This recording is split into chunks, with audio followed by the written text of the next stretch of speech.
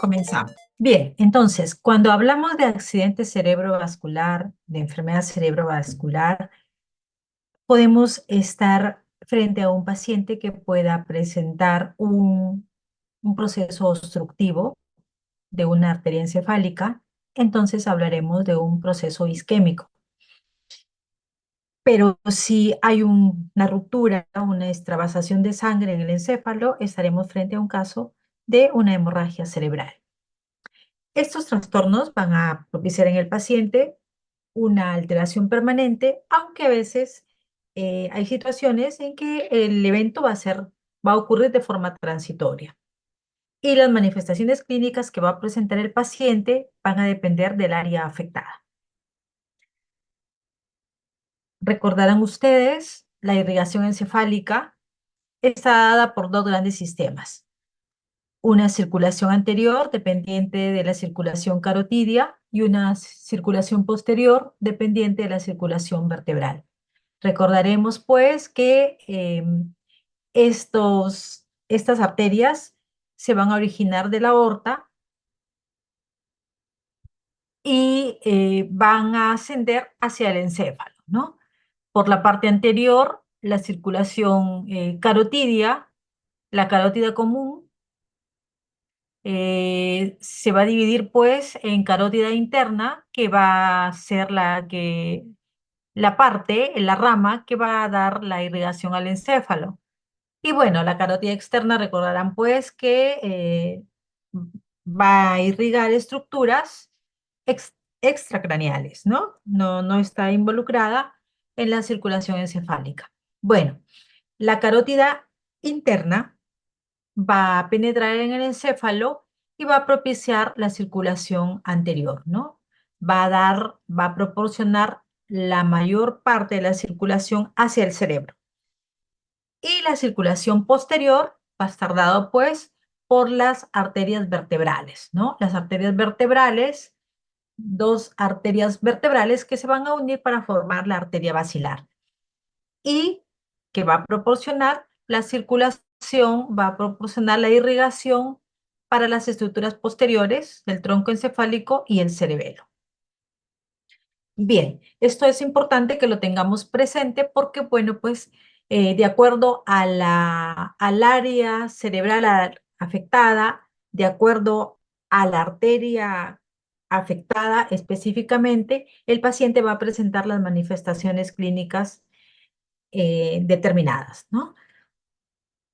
Bien, las enfermedades cerebrovasculares son importantes desde el punto de vista del impacto que causan en la población, ya que se presentan en un porcentaje significativo y afectan mayormente a personas a partir de la quinta década de la vida. Pero a la fecha, las enfermedades cerebrovasculares se presentan también en personas jóvenes, inclusive en niños. Y hay factores, pues, que han influido, están influyendo para que se presenten más tempranamente, ¿no? Como el sedentarismo, ciertas conductas, comportamientos que en la población general se presentan ahora y que, bueno, pues antes no existían, entonces por ello ahora estas enfermedades, pues también no dejan de ser importantes en poblaciones de menor edad, digamos, ¿no? Ahora, es importante que tengamos presente que cuando el cuadro clínico es aparatoso, mayormente el paciente está presentando una afección posterior, ¿no? O en todo caso también un cuadro aparatoso está relacionado, por ejemplo, con una hemorragia subaracnoidea. Hay que mencionar que de todos los pacientes afectados por una enfermedad cerebrovascular, solamente el 20% recobra independencia funcional. Por ello es importante que nosotros actuemos adecuadamente, actuemos tempranamente para disminuir la discapacidad que el paciente pudiera presentar a futuro. Bien, pero ¿qué situaciones van a propiciar que una determinada persona, un paciente, tenga más riesgo de presentar una enfermedad cerebrovascular? Hay factores no modificables como la edad, ¿sí? A mayor edad, mayor riesgo de padecer una enfermedad cerebrovascular. El género, ¿sí? En este caso, las enfermedades cerebrovasculares están más asociadas a el sexo masculino. La raza también, la raza morena, la raza negra, tiene más riesgo de presentar una enfermedad cerebrovascular. Y bueno, se asocia también factores relacionados a la herencia. Hay factores modificables que deberíamos tener en cuenta, controlarlos adecuadamente en una persona, un paciente que presenta estos factores para disminuir el riesgo de que pueda presentar una enfermedad cerebrovascular. Así tenemos pues la hipertensión arterial, la diabetes mellitus, dislipidemias, cardiopatías, condiciones médicas que están más relacionadas con la ocurrencia, con el riesgo de presentar enfermedades cerebrovasculares. O también ciertos comportamientos, ¿no? Como tabaquismo, alcoholismo, sedentarismo. Entonces, estos son los principales factores de riesgo que van a influir en que una persona pueda presentar una enfermedad cerebrovascular. Cuando abordamos a un paciente con ictus, idealmente, deberíamos pues contar con profesionales que puedan brindar el mejor soporte al paciente, sobre todo pensando en proporcionarle la mejor asistencia para disminuir la discapacidad, ¿no? Disminuir la discapacidad futura en el paciente, ¿no? Además del médico general, es importante, pues, idealmente, contar con un neurólogo, un radiólogo, una unidad de ictus para poder abordar adecuadamente al paciente. Cuando tenemos un cuadro abrupto que se presenta de manera súbita, un paciente que presente un déficit motor, un cuadro repentino, pues nosotros nos vamos a orientar a que el paciente esté presentando un cuadro de enfermedad cerebrovascular. Entonces, en esa situación, nosotros deberíamos precisar el diagnóstico. Ya hablábamos que el cuadro puede estar asociado a un proceso isquémico o a un proceso hemorrágico, pero nosotros no podríamos saberlo si no recurrimos a las pruebas complementarias, ¿no? A los estudios de neuroimagen como la tomografía o la resonancia magnética, si lo tenemos, que nos ayuden a precisar si estamos frente a un cuadro obstructivo o un cuadro hemorrágico. Entonces, ante un cuadro abrupto, un cuadro agudo que el paciente presente, nosotros vamos a sospechar que está siendo pues afectado por una enfermedad cerebrovascular. Inmediatamente debemos actuar. Si no contamos con los medios suficientes para asistir a nuestro paciente, idealmente deberíamos trasladar al paciente a un centro de mayor complejidad, precisar el diagnóstico con la ayuda de las neuroimágenes y, en base a ello, iniciar el tratamiento. No es lo mismo tratar un cuadro isquémico que tratar un cuadro hemorrágico, ¿no? La conducta va a ser diferente. Y bueno, posteriormente ya iniciaremos, en cuanto el paciente se encuentre estable y lo más temprano posible, en lo posible, iniciaremos pues la rehabilitación para de esa forma disminuir también la discapacidad futura.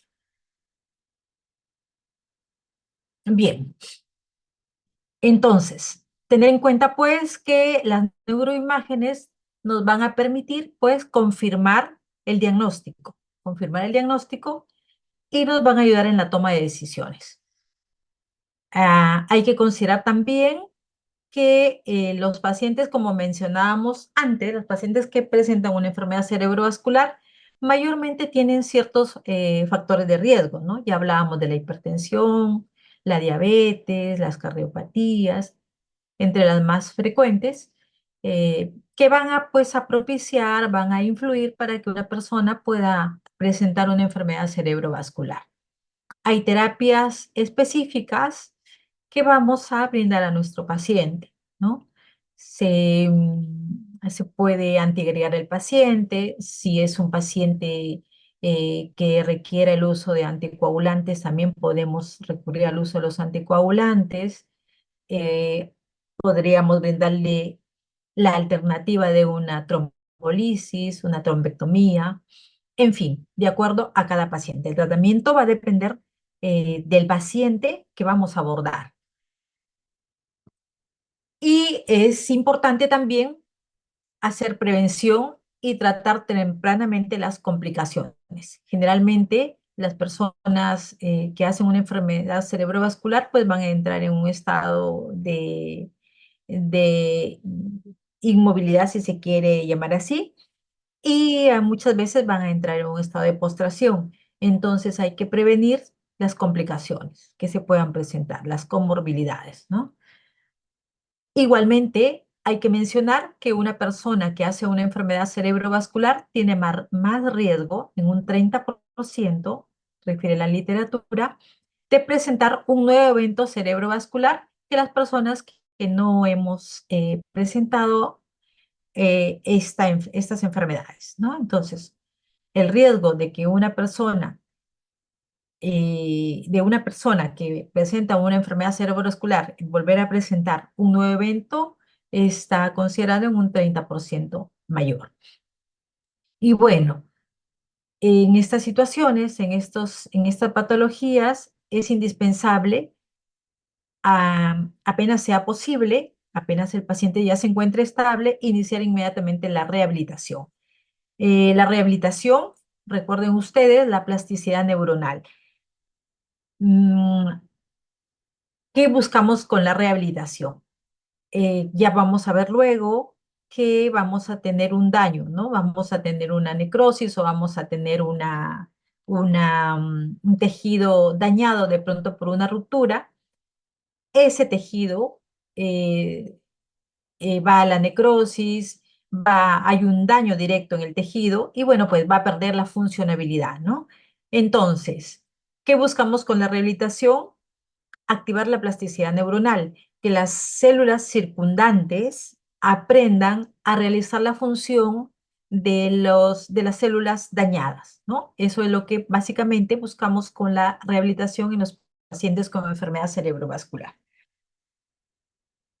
Bien, entonces, cuando nosotros abordamos a un paciente con un ACV, inmediatamente pues vamos a estabilizarlo, ¿no? Como sabemos, ¿no? Una vía aérea permeable. En este caso, nosotros brindamos al paciente una hipervolemia. Sí, ya más adelante en el tratamiento lo vamos a especificar. Bueno, una protección gástrica, recuerden que es un paciente que está en sufrimiento, que de algún modo va a tender a la acidosis, y bueno, pues tenemos que brindarle una protección gástrica. Debemos propiciar una neuroprotección. Hay fármacos específicos que nos van a ayudar en la neuroprotección. Inmediatamente estabilizado el paciente, inmediatamente brindada el abordaje inicial, vamos a realizar el estudio de neuroimagen. Recuerden que nosotros no podemos, digamos, solamente con el cuadro clínico definir si el paciente tiene una isquemia o tiene una hemorragia. Para ello vamos a depender de las neuroimágenes, porque ya con una neuroimagen nosotros vamos a poder eh, dar un tratamiento específico. Antes de tener antes de ello, o sea, si no tenemos una neuroimagen, no podríamos dar un tratamiento específico al paciente, ¿no? Digamos, no podríamos adivinar si es una isquemia o es una hemorragia. Lógicamente, hay ciertas situaciones, cuadros, si son más aparatosos, nos van a llevar a pensar de pronto que estamos frente a un cuadro hemorrágico, pero no siempre es así, porque puede el paciente estar presentando un infarto maligno, un gran infarto, y también es un cuadro aparatoso, ¿no? Entonces, digamos que es mandatorio que tengamos pues un estudio de neuroimagen para poder precisar el diagnóstico y poder actuar. Bien, entonces, En principio, pues sería suficiente tener una tomografía de encéfalo, una tomografía simple, no se requiere contraste para el estudio de enfermedades cerebrovasculares. No, no es imprescindible el contraste. Y aquí mencionar, inicialmente cuando nosotros tomamos una tomografía al paciente, en las primeras horas, si el paciente está focalizando, tiene un déficit motor o de pronto tiene alteración de funciones superiores o tiene de pronto una pérdida abrupta del habla, está afásico, en fin, manifestaciones clínicas de acuerdo a la zona afectada, de acuerdo a la zona de la lesión y que se presentan así abruptamente, bueno, pues yo voy a orientarme a tener la presunción diagnóstica de que el paciente está presentando una enfermedad cerebrovascular. Entonces, eh, sería ideal que tenga a la mano un equipo de neuroimagen, ¿no? Una tomografía, por ejemplo. En la tomografía, cuando tomamos al inicio el examen, si la tomografía, si en un paciente que está focalizando, le tomo una tomografía y veo que la tomografía aparentemente no tiene cambios, no hay cambios de señal, no hay variaciones, no hay una hiperdensidad, entonces en ese caso yo voy a pensar que estoy frente a una isquemia cerebral. Porque al inicio, cuando yo tomo la tomografía en mi paciente, supongamos que abordo un paciente en las primeras horas de que le ocurre el evento, la tomografía aparentemente la voy a evidenciar dentro de rangos normales. Pero si estoy frente a una tomografía que tiene una hiperdensidad, en ese caso voy a definir que el paciente está presentando un sangrado cerebral, ¿no? Entonces ahí recuerdo, ¿no? En los primeros momentos, le tomo a un paciente que está focalizando, le realizo una tomografía y está aparentemente normal o con cambios mínimos, que a veces, bueno, quizás si un ojito que no está muy entrenado no lo va a poder eh, percibir adecuadamente, pero con cambios mínimos, digamos, o aparentemente normal, ese es un pacientito que está presentando una isquemia cerebral. Pero si al inicio, cuando tomo la tomografía, evidencio una hiperdensidad, es un paciente que está presentando un sangrado cerebral. ¿Ok? Bueno, a ver, sin signos de fosa posterior, se culmina el estudio reconociendo una ubicación supratentorial. ¿Sí? Entonces es una isquemia. Con signos de fosa posterior y deterioro evidente del estado de conciencia, idealmente solicitar una resonancia de encéfalo con fase de difusión. La difusión es en esos casos la que me va a permitir en resonancia definir una patología vascular. Con sospecha clínica de hemorragia subaracnoidea, pero sin confirmación en tomografía, idealmente podríamos realizar una punción lumbar previo descarte de signos de hipertensión intracraneal. ¿Ok?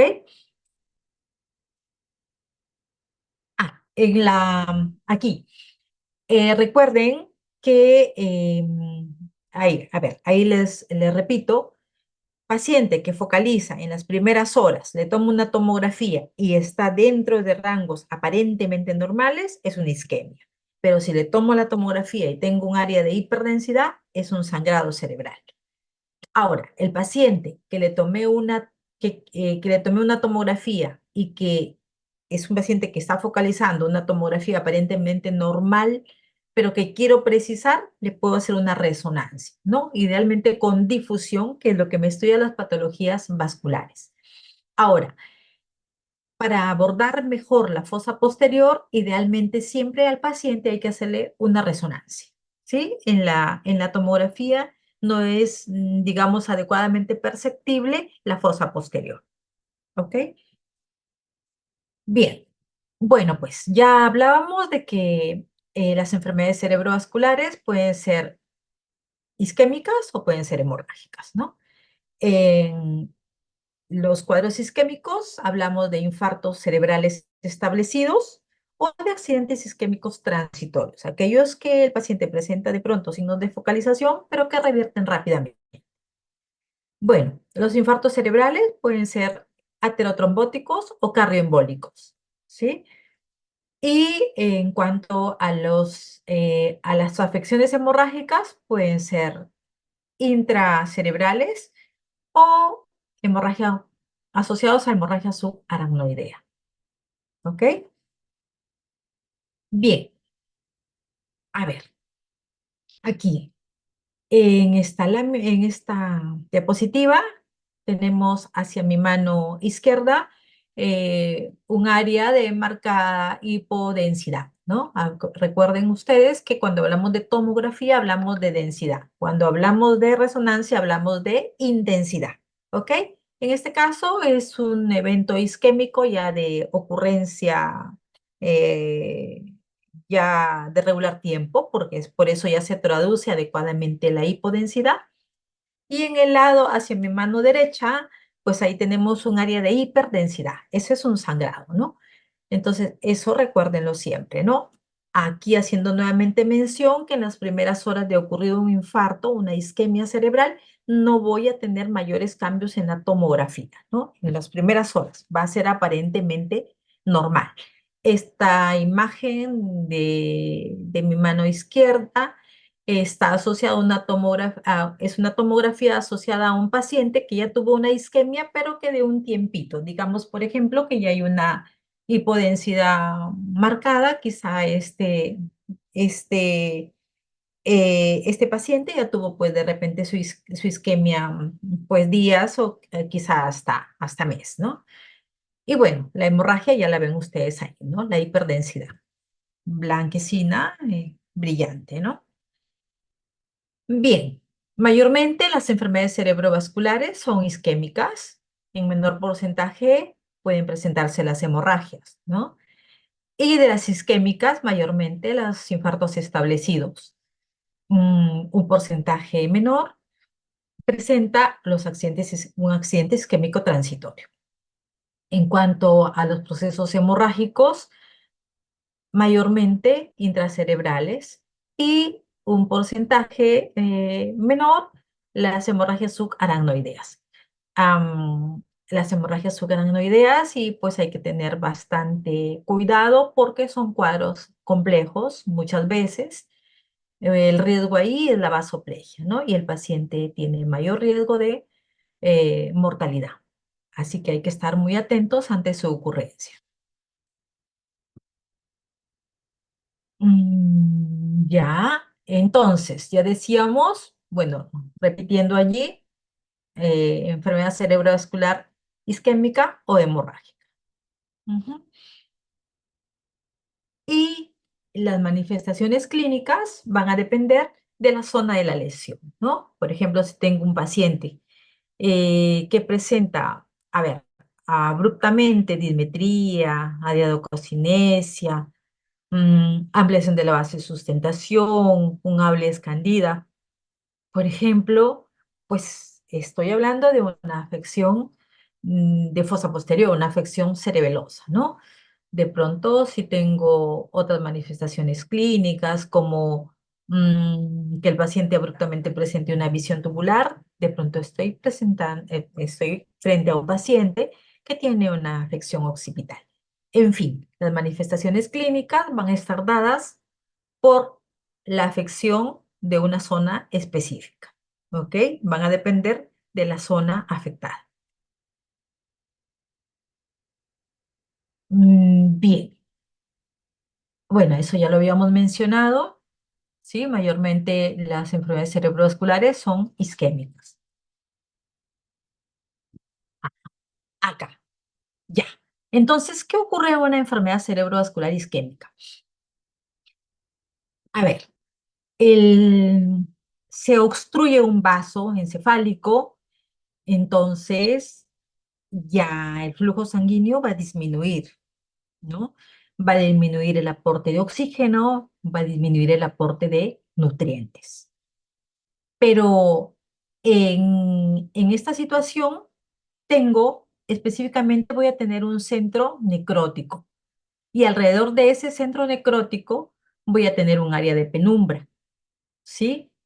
En el centro necrótico, bueno, pues como su nombre lo dice, ya hay una necrosis, hay una muerte celular, ¿no? Pero alrededor tengo pues el área de penumbra, un área que está sufriendo y que yo tengo que actuar adecuadamente para impedir que esta necrosis se expanda hacia esta área de penumbra, ¿no? Ya hablamos luego de la ventana terapéutica, ¿no? Entonces ahí la importancia de que actuemos rápidamente para que esta necrosis no se expanda, ¿no? Eso es lo que debemos tener en cuenta, ¿no? Este centro necrótico, la arteria se obstruyó, se necrosa, ¿no? Y alrededor de este core va a haber pues un área de penumbra. Esto, hay una oligoemia, ¿no? Acá, ¿sí? Y bueno, pues ahí yo adecuadamente capacitado debo intervenir para a posteriori, para recuperar al paciente rápidamente y a posteriori para disminuir su discapacidad. Recordemos pues que el flujo sanguíneo encefálico normal el flujo normal es de 50 a 60 mililitros por 100 gramos minuto. Hablamos de una oligoemia cuando este flujo disminuye a 35 mililitros en 100 gramos por minuto. Va a haber una alteración de la transmisión sináptica y perder la función cuando este flujo disminuye a 20 mililitros en 100 gramos por minuto. Y ya habrá una muerte celular cuando el flujo es mucho menor, a 10 mililitros por 100 gramos de tejido cerebral minuto. ¿Sí? Entonces, no se olviden, tengo un centro necrótico alrededor del área de penumbra, ¿sí? Entonces, hay fuerzas acá em, centrífugas que van a, eh, eh, que buscan propiciar que se expanda la necrosis. Entonces, yo tengo que hacer contra a esas fuerzas para disminuir el riesgo de la expansión de la necrosis. Ahí radica mi actuar, ¿no? Allí apunto, ¿sí? Ya luego con la terapéutica, la forma de administración del tratamiento, me van a entender más esta laminita, recuerden. Ahí está. Bueno, la penumbra es un área de tejido cerebral con hipoperfusión alrededor de un núcleo, ¿no? De un centro necrótico, ¿sí? Ahí lo tenemos nuevamente, el centro necrótico y alrededor el área de penumbra. Este centro necrótico ya está necrosado y este tejido alrededor está sufriendo, está en riesgo, en alto riesgo de necrosarse. Yo tengo que actuar, ¿sí? Con una fuerza centrípeta para evitar que se expanda. Ujú. Centro necrótico y penumbra isquémica mostrando ondas de despolarización que partiendo del centro necrótico avanzan hacia la zona de penumbra, condicionando el daño celular. ¿Sí? Ahí lo tenemos. Ya está. Ya aquí repitiendo, ¿no? Entonces, un flujo sanguíneo cerebral normal de 50 a más, ¿no? Pero ya cuando hay una oligoemia, tengo pues ya tengo un inadecuado aporte de oxígeno, un inadecuado aporte de nutrientes. Y si ese flujo disminuye significativamente, si hay un proceso obstructivo, pues voy a tener una necrosis. Bien, todas las alteraciones que se presentan en el proceso isquémico, ¿no? Va a haber una disminución del flujo sanguíneo cerebral, disminución de las reservas energéticas, tendencia a la acidosis, hay una disfunción de la bomba sodio-potasio, una despolarización de la membrana, ocurre la liberación del glutamato, la activación de receptores de MDA y AMPA, apertura de los canales de calcio, va a haber un aumento del calcio intracelular, producción de radicales libres y bueno, pues la muerte celular, ¿no? Va a ocurrir una apoptosis, necrosis. Bien, entonces, ya hablábamos que el evento isquémico está asociado a situaciones de cardioembolia o alteraciones aterotrombóticas, ¿no? Entonces, estas situaciones son las que van a llevar a que ocurra el proceso obstructivo y se presente, pues, el evento isquémico, ¿sí? Entonces, de ahí la importancia de hacer prevención en pacientes cardiópatas, en pacientes que presentan situaciones de dislipidemia, luchar contra la dislipidemia para poder disminuir el riesgo de estas situaciones, disminuir el riesgo de ateroma, disminuir el riesgo de aterosclerosis, disminuir el riesgo de trombosis, que me va a llevar pues a disminuir la ocurrencia de afecciones asociadas a isquemia. Ya hablábamos de esto, defender la zona de penumbra isquémica, ¿sí? Detener el daño primario, que el centro necrótico no se expanda. Yo actúo desde afuera para impedir la expansión de ese centro necrótico. Y bueno, a futuro yo actúo para que a futuro disminuir el daño secundario.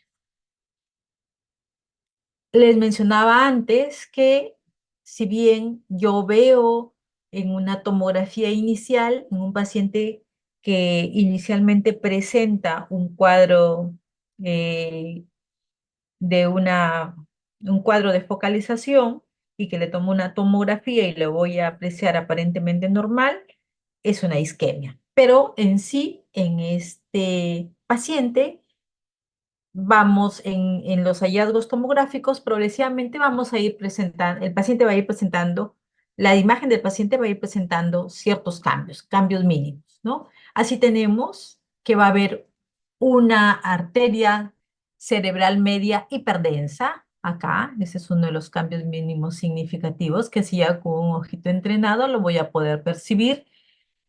Va a haber una hipodensidad en los núcleos de la base. Acá lo tenemos. Si somos muy acuciosos aquí, vamos a ver acá una hipodensidad, ¿no? Va a haber una pérdida de la diferenciación entre la sustancia gris y la sustancia blanca.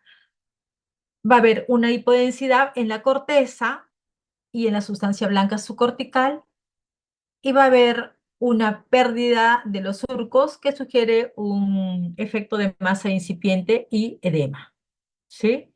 Entonces, estos son los cambios mínimos que van ocurriendo en una tomografía en un paciente con un cuadro isquémico. Ahí lo tenemos nuevamente, ya hablábamos en la lámina anterior, la hiperdensidad de la arteria cerebral media. Acá tenemos ya a más horas el borramiento de los núcleos de la base, ¿no? Acá lo tenemos. La pérdida del ribete insular. Y bueno, conforme pasan las horas, ya voy a ver así traducida en mi tomografía la isquemia cerebral.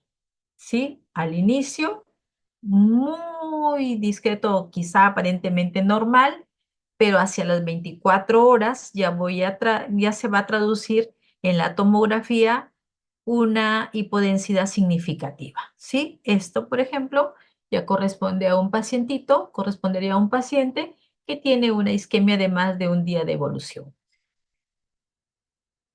Bien, bueno, aquí también tenemos un área de hipodensidad asociada a isquemia encefálica. Y acá, esto que vemos acá ya es una tomografía de un pacientito que ya tuvo, pues, ya es de una isquemia de más tiempo, ¿no? Y a un cuadro subagudo. Como pueden ver ustedes, ya la hipodensidad es muy marcada. Bien, ya hablábamos de la resonancia. La resonancia es un estudio, sí, indispensable cuando sospechamos que el paciente tenga una isquemia de fosa posterior, ¿sí? Bueno, es un poquito más costosa, pero es más precisa. Y la fase indispensable que voy a necesitar en resonancia es la fase de difusión para el estudio de las isquemias encefálicas. Ajá, acá está, ¿no? La difusión identifica regiones isquémicas en los primeros minutos después del inicio de las manifestaciones clínicas. permite detectar zonas de isquemia reversible y zonas con alto riesgo de hemorragia posterior a tratamiento con trombolisis, y su sensibilidad es alta, ¿no? Y su especificidad también. Bueno, las manifestaciones clínicas, les vuelvo a repetir, van a estar dadas de acuerdo a la zona afectada, ¿no? Si es un pacientito que presenta pues un daño a nivel de las arterias correspondientes a la circulación carotidia, tendrá unas manifestaciones clínicas muy diferentes al paciente que tiene una afección a nivel de la circulación posterior o circulación vertebrovascular. Aquí algunas manifestaciones clínicas de acuerdo al área afectada. En un paciente con daño a nivel de la arteria cerebral anterior, el paciente puede presentar abulia, afasia motora, dispraxia en miembros, miembros izquierdos, una incontinencia urinaria. Si el paciente tiene daño a nivel de la arteria cerebral media, presentará una hemiparesia contralateral, puede haber una hemianoxia contralateral, el paciente puede presentar una afasia global, una negligencia espacial, y en casos en pacientes más afectados, una desviación oculocefálica. Circulación posterior, el paciente presentará pues dismetría, diadococinesia, manifestaciones de alteración cerebelosa, una marcha con ampliación de la base de sustentación, de pronto pueda presentar una oftalmoparesia, alteraciones de disfunción orofaringia, el característico vértigo central, ¿no? Un vértigo con nistagmus vertical, un vértigo subjetivo, ¿no? Que el paciente tiene la sensación del cuadro vertiginoso, no es el medio, sino el paciente tiene la sensación de la afección vertiginosa. Y bueno, los infartos lacunares son infartos de territorios pequeños. Bien, hablando de la discapacidad que presenta nuestro paciente, ¿no? Hay escalas específicas que me van a ayudar a definir la discapacidad, me van a permitir graduar la discapacidad, ver el puntaje de discapacidad que tiene mi paciente y también me van a ayudar en el pronóstico, ¿sí? Así tenemos la escala NIS, tenemos 15 parámetros y logra una puntuación máxima de 42. A mayor puntaje, mayor daño neurológico, mayor déficit neurológico.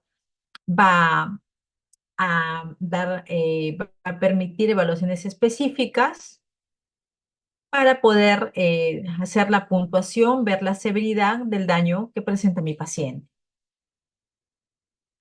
En la escala traducida, bastante práctica, traducida al español, les dejo allí para que la puedan revisar, ¿no?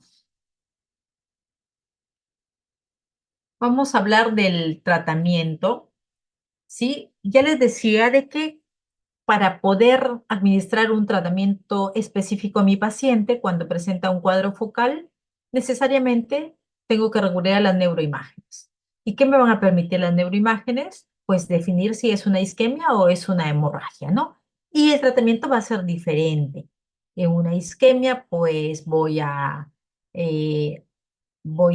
antiagregar a mi paciente, voy a anticoagularlo, voy a realizarle una trombolisis, pero en una hemorragia, el abordaje va a ser diferente. En la hemorragia, mayormente me voy a tratar sobre todo el edema circundante a la lesión y en algunas oportunidades, en que felizmente en menor porcentaje, voy a apoyar a mi paciente ya con la ayuda del neurocirujano en un tratamiento de pronto de debridación quirúrgica.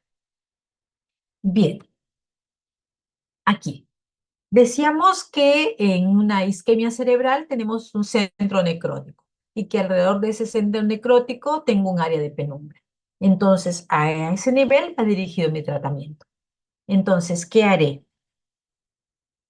A ver,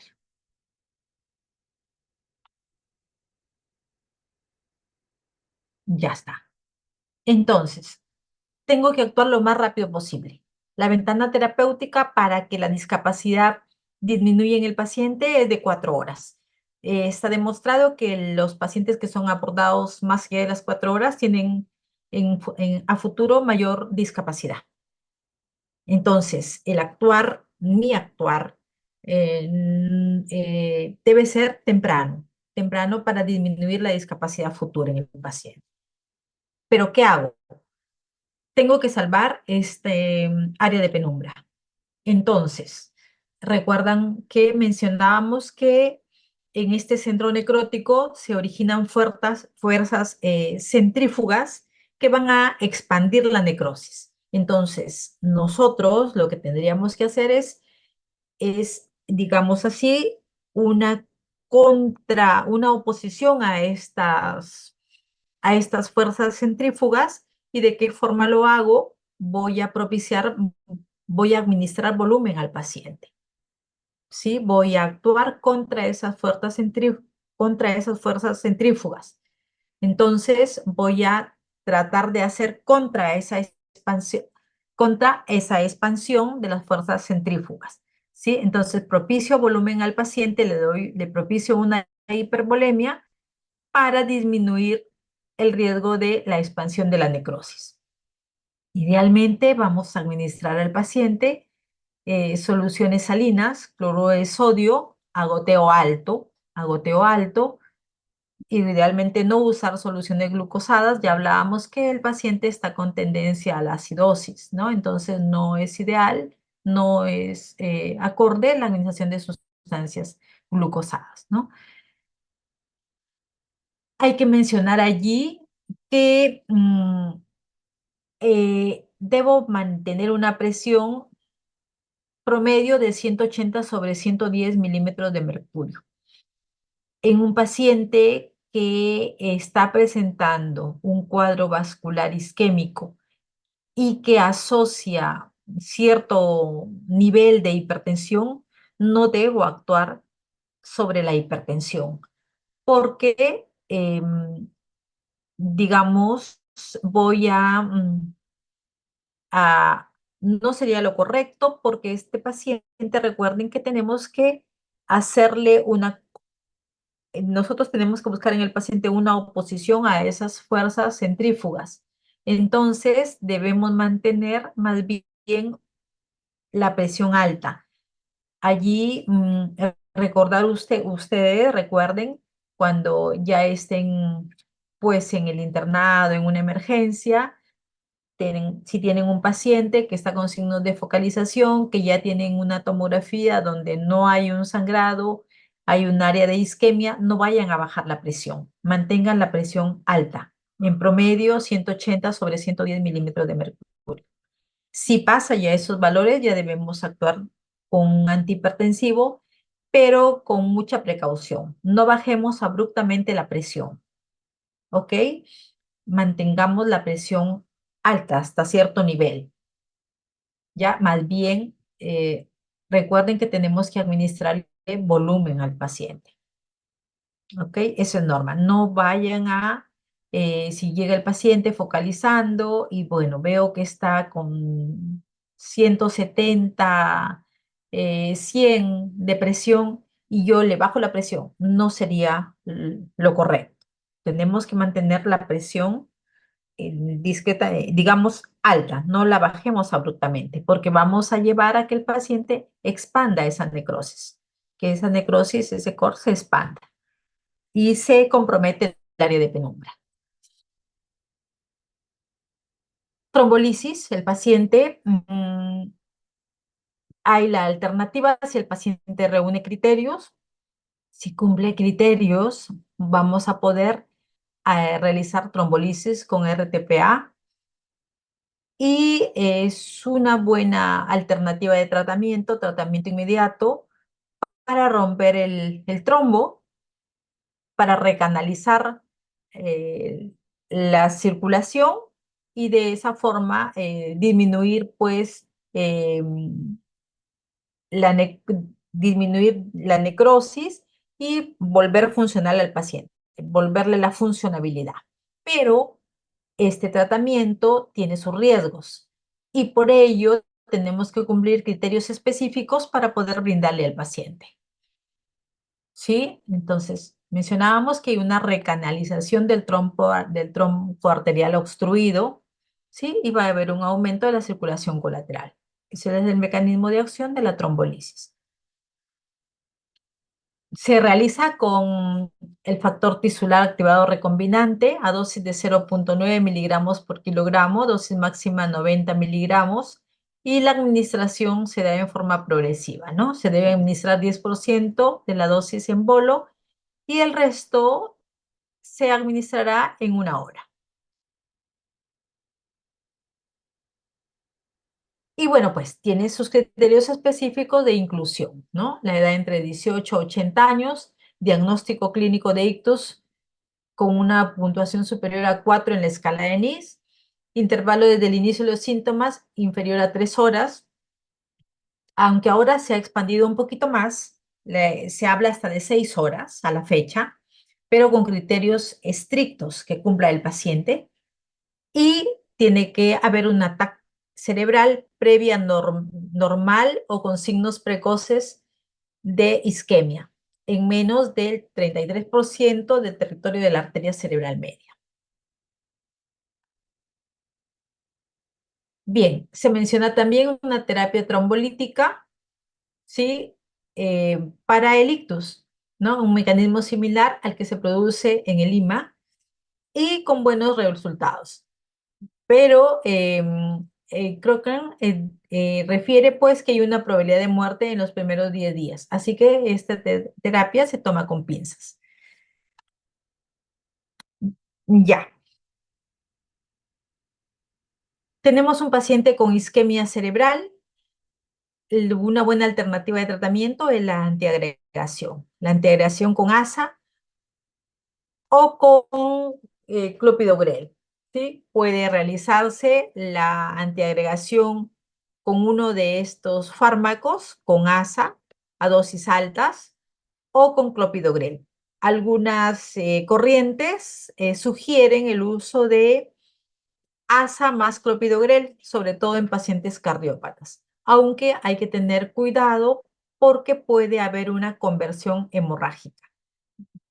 Sí, ocurre, no es poco frecuente, que el paciente que tiene una isquemia cerebral, quizá a veces no se toman la respectiva precaución y el paciente puede complicarse y hacer una transformación hemorrágica. Así que ahí hay que ser muy cautos. ¿Sí? Lo que les mencionaba, ¿no? Entonces, puedo antiagregar a mi paciente con ASA, puedo utilizar dosis de 100 a 325 miligramos día y clopidogrel a dosis de 75 miligramos día. Algunas corrientes no sugieren el uso combinado, ¿no? No, tampoco se ha obtenido mayor beneficio con la combinación de ambos fármacos. La terapia anticoagulante, sobre todo en pacientes cardiópatas. Lo bueno en la terapia anticoagulante es que a la fecha hay nuevos fármacos que se utilizan en estos tratamientos, ¿no? Por ejemplo, pacientes fibriladores. Antes teníamos el riesgo de que, bueno, había mayor riesgo porque solamente teníamos warfarina para el uso, ¿no? Pero a la fecha tenemos fármacos como el rivaroxaban, que es un fármaco muy bien tolerado y con menos riesgo de sangrado en el paciente.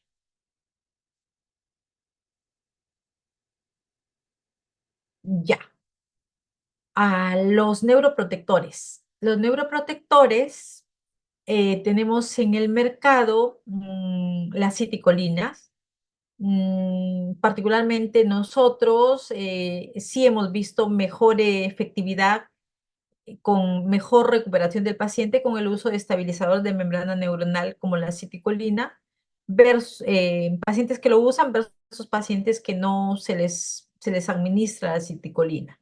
La recuperación es más rápida en pacientes que usan los estabilizadores de membrana neuronal.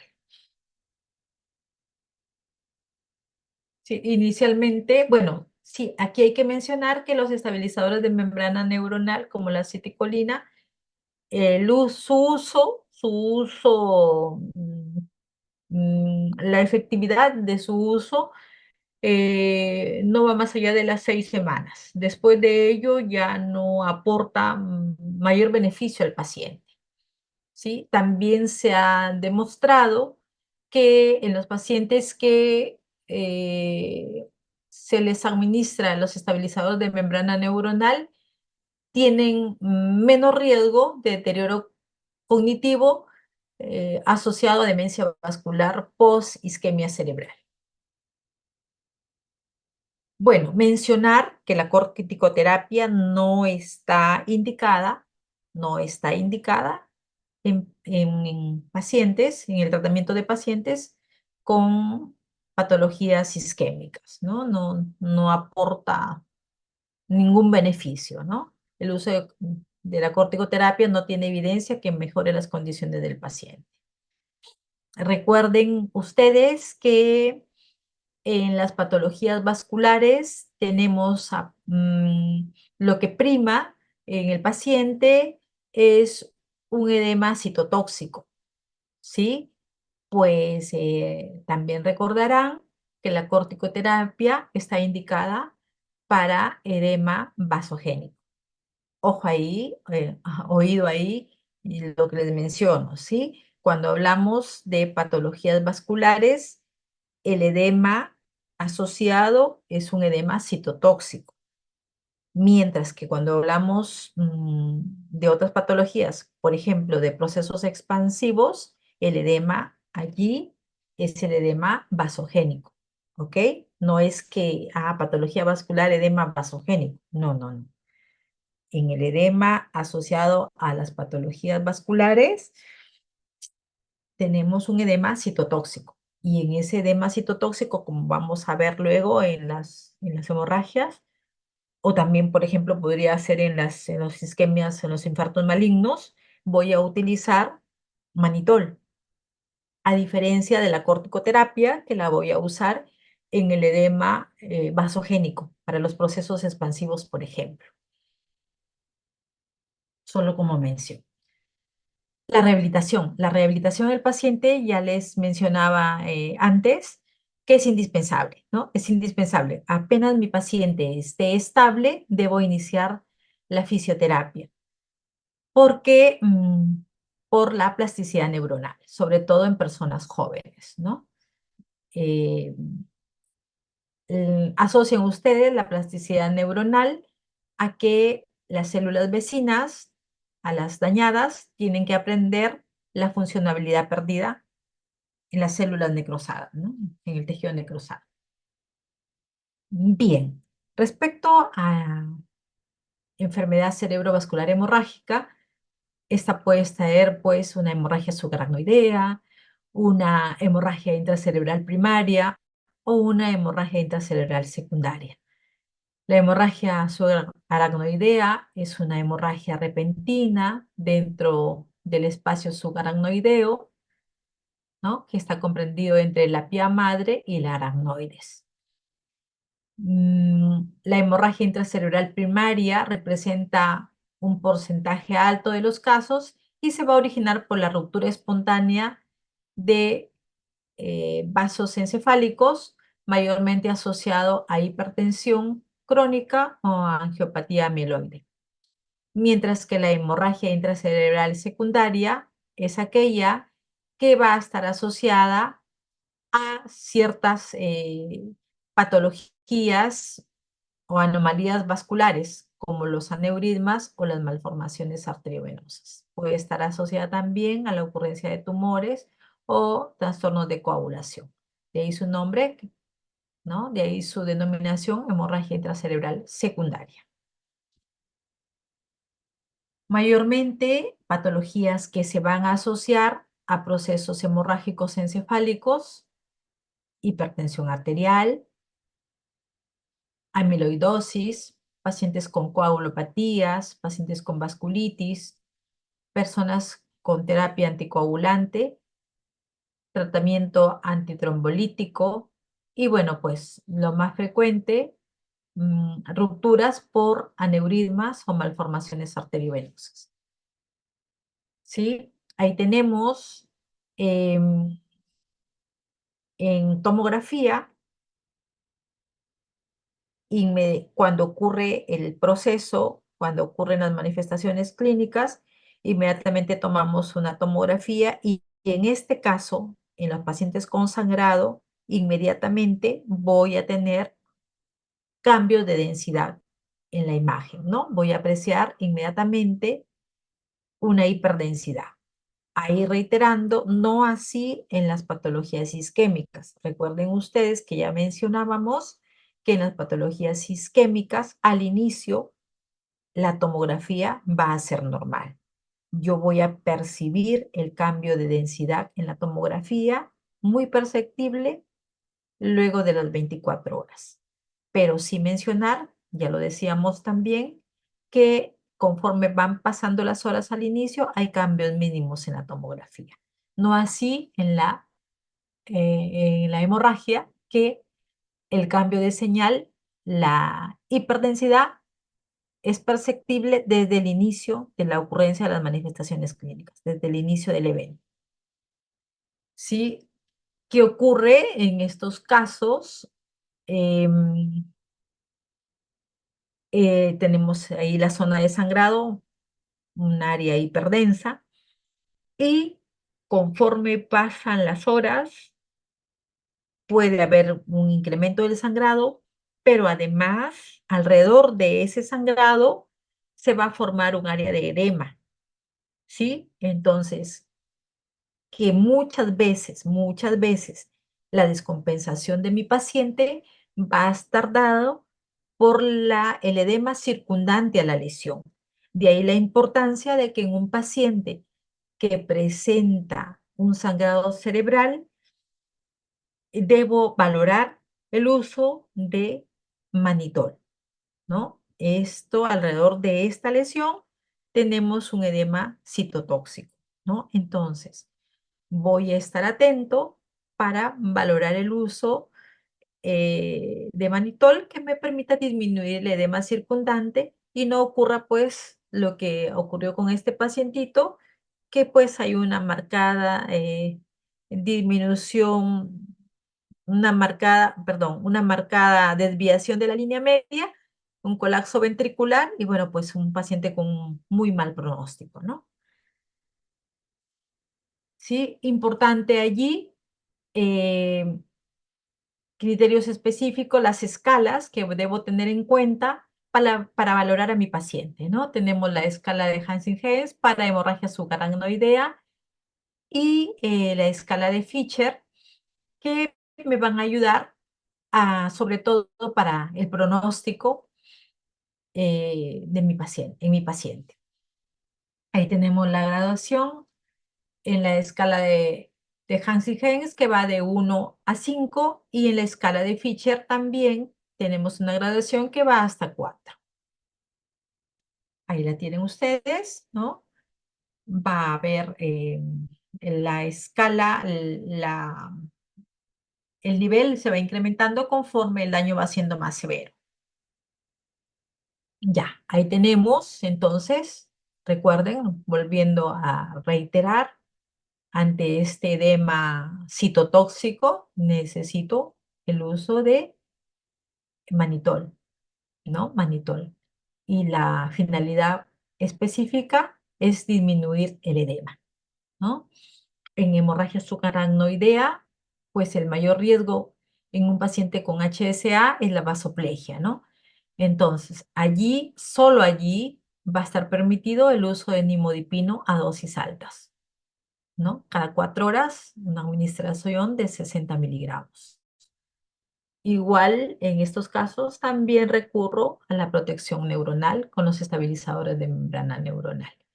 Y en algunos pacientes, cuando el sangrado es significativo o cuando hay un edema circundante marcado, voy a recurrir al tratamiento neuroquirúrgico, ¿sí?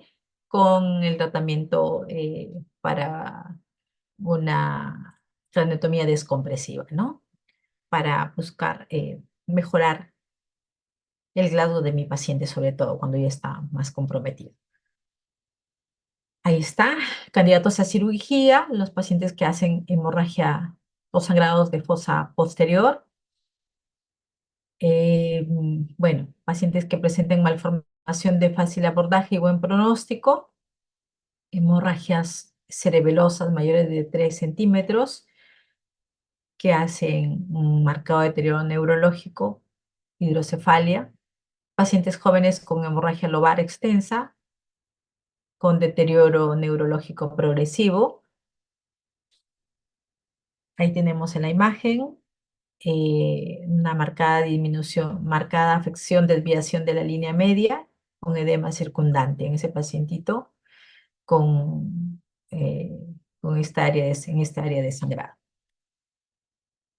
Bueno, las complicaciones que se van a presentar en los pacientes con enfermedad cerebrovascular, complicaciones neurológicas y complicaciones no neurológicas. Ya hablábamos de que lo más grave, el mayor riesgo que va a presentar mi paciente es el edema cerebral, ¿sí? El edema cerebral, un edema citotóxico. Y la hipertensión endocraniana subsecuente, una hidrocefalia, paciente puede presentar convulsiones. Pero también pues hay complicaciones no neurológicas, ¿no? La broncoaspiración, trombosis venosa, hay que tener cuidado ahí. Siempre el uso de la enoxaparina, la heparina, para evitar la trombosis en mi paciente. Bueno, en el tiempo pueden presentarse úlceras de presión. Es como los pacientes son pacientes que generalmente entran en un estado de postración, las comorbilidades respiratorias, la neumonía, los procesos urinarios. Es alto el porcentaje de pacientes que pueden presentar embolia pulmonar también. Bien, doctores, no quiero cansarlos más. Espero que haya sido mm, práctica y entendible mi clase. No sé si tienen alguna pregunta. ¿Están despiertos? ¿Están? ¿No están? Doctora, buenas noches. Hola. Hola, Doctora, doctor. Sí, una consulta. Como usted mencionaba, este periodo en el cual todavía, digamos que el tratamiento farmacológico que le podamos dar va a tener un beneficio. Nos mencionaba 4 horas en el isquémico la y seis, ventana creo. terapéutica. Sí. Ajá. Posterior a ello, ya cuando se estabilice el paciente clínicamente, no habría necesidad de darle nada. Se entiende que solamente con rehabilitación debería mejorar. Entonces, el siguiente control, digamos, nuestro como médicos, ¿a qué tiempo debería darse y bajo qué condición, ¿no? O sea, ¿qué deberíamos buscar? Ya, ya, ya. A ver, no. La idea de la ventana terapéutica es que el actuar nuestro, idealmente debemos abordar al paciente en estas 4 horas. Sería lo ideal, lo correcto. Lógicamente, muchas veces no sucede así. El paciente llega después de las 4 horas, al día siguiente. ¿Por qué mencionamos la ventana terapéutica? Porque mientras más temprano actuemos, la discapacidad va a ser menor, ¿sí? Los riesgos de complicaciones también van a ser menores, pero no significa que después de las 4 horas no vamos a actuar. Igual vamos a actuar, pero vamos a tener en el paciente mayor discapacidad, riesgo de, algunas veces, riesgo de complicaciones y hasta mortalidad, ¿no? Entonces, la ventana terapéutica se menciona para que el abordaje sea temprano. no significa que no vamos a actuar. Igual, si el paciente llega, no sé, ocurre ahora su infarto y llega mañana, pasando un día, igual tenemos que actuar. Igual tenemos que hacerle una tomografía o una resonancia y ver qué ocurrió, ¿no? Y de acuerdo a ello, a lo que encontremos, vamos a administrar el tratamiento. Pero en el paciente, la respuesta, la recuperación no va a ser mejor que en el paciente que sí actuamos dentro de la ventana terapéutica. ¿Ok? ¿Sí me entiendes? Sí, sí, doctora. La duda Claro. que tenía posterior a la estabilidad del paciente, o sea, si el paciente ya, digamos que se le dio la medicación, ¿cuánto tiempo más Ujú. tenemos que seguir medicando? Dependiendo del curso del cuadro de cada paciente. Sí, hay varias corrientes. Por ejemplo, en los cuadros isquémicos, ¿ya? Nosotros, particularmente en nuestro servicio, vamos hasta los 6 meses de tratamiento.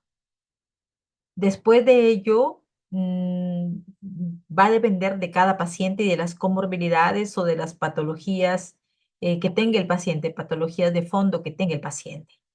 Por ejemplo, mayormente, ya van a ver ustedes en la rotación, que mayormente las personas que hacen isquemia son las personas hipertensas, diabéticas, ¿no? Entonces, mm, ¿por qué es importante el tratamiento que le demos? Porque ya aparte del tratamiento que hemos hecho en la fase aguda, con el tratamiento prolongado, supongamos hasta los 6 meses, ¿qué estamos haciendo? Estamos haciendo prevención secundaria. Estamos haciendo el tratamiento para evitar que el paciente se vuelva a reinfartar, para disminuir el riesgo de que el paciente se vuelva a infartar. Eso es lo que hacemos. Eso es lo que buscamos tratando al paciente. Y en promedio el tratamiento es 6 meses, salvo puede ir más allá dependiendo, por ejemplo, si el paciente es cardiópata, si el paciente es hipertenso, si su médico cardiólogo indica de que ese paciente sí o sí tiene que prolongar el uso, por ejemplo, de los antiagregantes, va a prolongarlo, pero de acuerdo a sus indicaciones, ya que, por ejemplo, el cardiólogo eh, le indique, ¿no? Le dé. Ujú. ¿Te quedó claro? Sí, doctora, muchas gracias. Ujú. ¿Ya? O sea, hay un tratamiento inmediato. La ventana terapéutica es para el tratamiento inmediato, ¿sí? Y el tratamiento de mantenimiento es el tratamiento que vamos a dar hasta los 6 meses en promedio.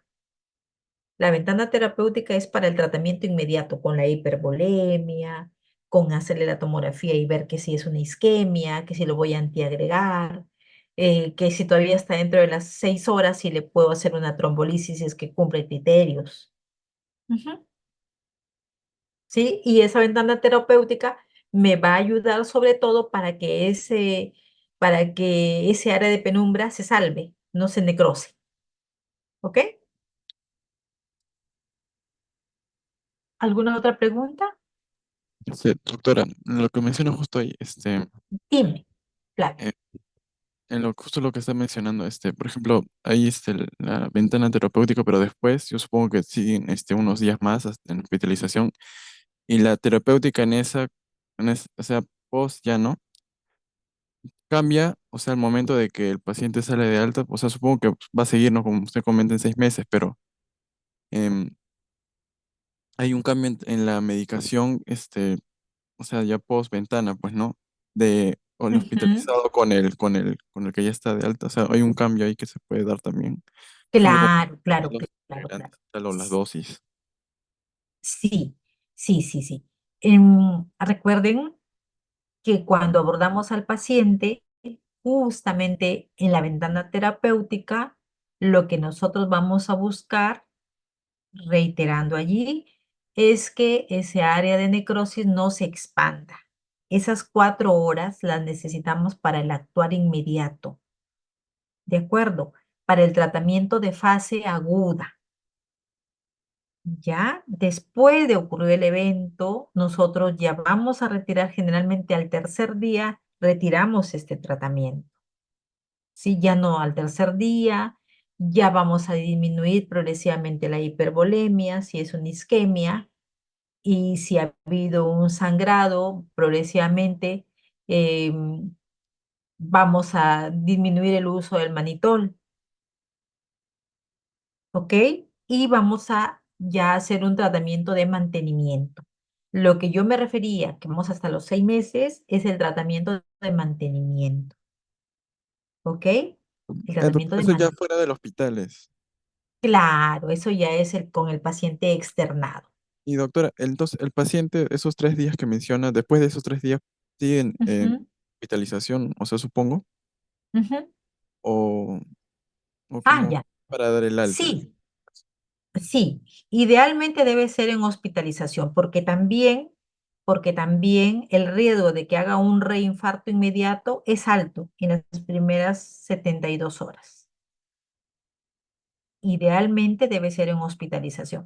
Y también dependiendo de la extensión de la isquemia, porque no todas las isquemias son grandes, ¿no? Puede haber una pequeña isquemia o puede haber inclusive un accidente isquémico transitorio de recuperación rápida, muy rápida.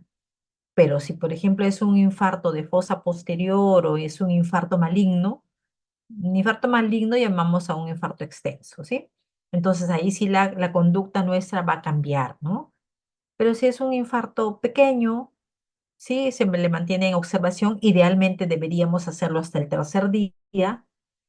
Y bueno, pues ya ahora sí, podríamos, si el paciente está estable, podemos externarlo rápidamente. Pero si el paciente no se encuentra adecuadamente compensado, es un paciente con un gran infarto, un infarto extenso, o que tiene otras comorbilidades asociadas, lógicamente, sí vamos a mantenerlo hospitalizado por más tiempo. Ujú. Ah, ya. Gracias, doctora.